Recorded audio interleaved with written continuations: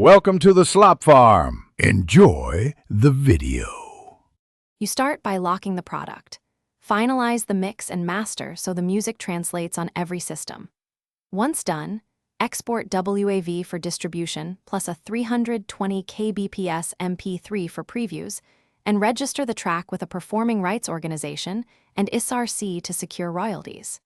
Make sure to set a release date 4 to 6 weeks ahead and create 3,000 by 3,000 cover art, an artist bio, and complete metadata so platforms accept your release without delays.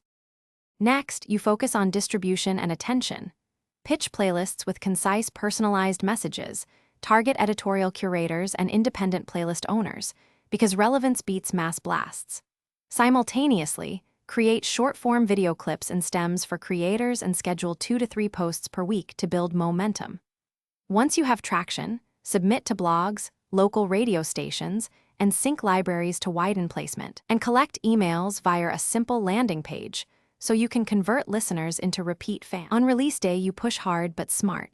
Monitor analytics daily for 2 weeks and watch which platforms, playlists, and demographics respond best so you can reallocate promotion. Run small targeted ad tests, 2 audience segments at $15 to $50, to learn which creative converts. If growth stalls, troubleshoot.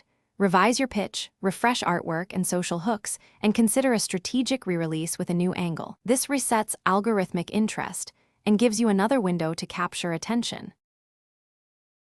Thanks for watching. Consider subscribing if we helped you today.